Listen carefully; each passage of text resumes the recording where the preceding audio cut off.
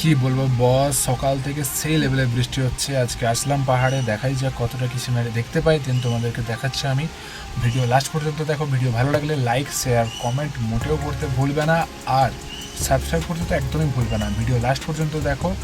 চল চলো দেখি। তোমাদের একটু ব্যাকগ্রাউন্ডে নিয়ে যাই। দেখাচ্ছি তোমাদের অফিসটা আমার।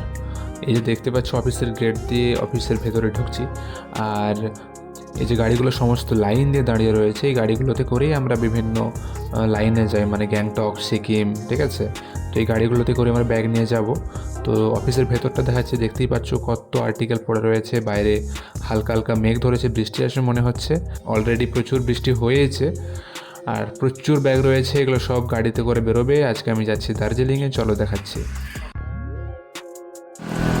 সকাল থেকে ভাই প্রচণ্ড বৃষ্টি হচ্ছে, এখানে কিছু বলার নেই, এত বৃষ্টি হচ্ছে। আজকে এই বৃষ্টির মধ্যেই গাড়িতে আসলাম ডিউটিতে।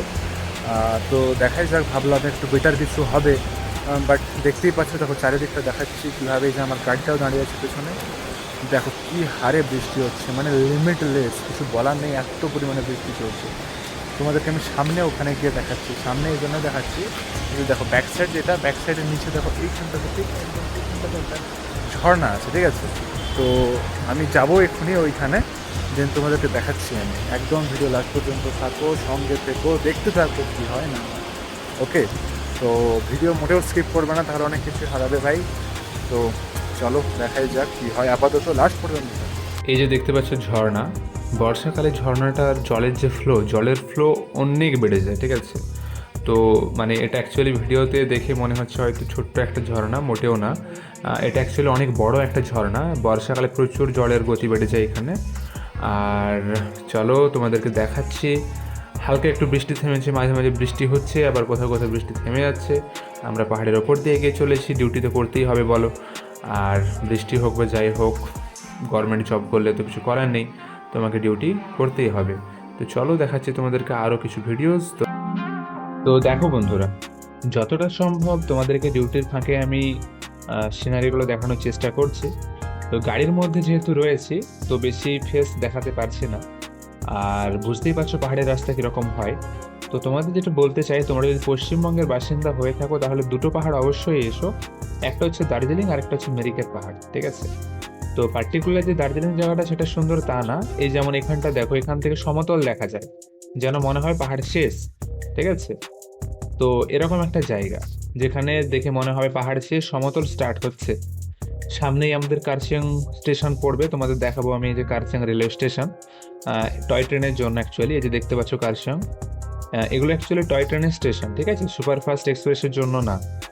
আর দার্জিলিং স্টেশনও টয় ট্রেনের জন্য।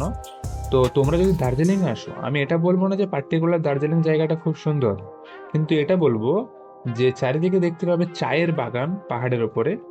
সব থেকে বড় কথা, শিলিগুড়ি থেকে দার্জিলিং আসার যে পাহাড়টা, ওই পাহাড়টা তুমি যখন ধার বেয়ে যাবে তখন দেখবে চারিদিকে ছোট ছোট পাহাড়, মানে অ্যাকচুয়ালি ছোট পাহাড় না, যথেষ্ট বড় পাহাড়।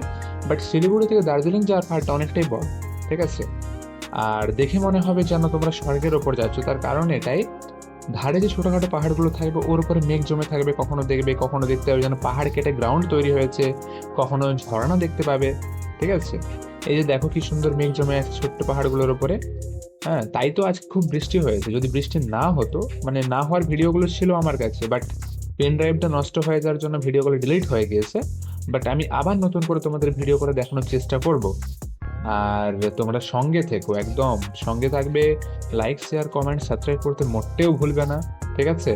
নতুন নতুন ভিডিও তোমাদেরকে আমি দেখাবো, আমার ডিউটি কিভাবে করতে হয়, নতুন কিছু শিক্ষামূলক জিনিস তোমাদের শেখাবো। তো অবশ্যই থাকবে সঙ্গে। আরেকটা জিনিস তোমাদের আমি যেটা বলি, ঠিক আছে, এই দার্জিলিং আসার পথে পুরো রাস্তার চারিদিকে নানা রকম তোমরা সুন্দর সিনারিও দেখতে হবে পাহাড়ের।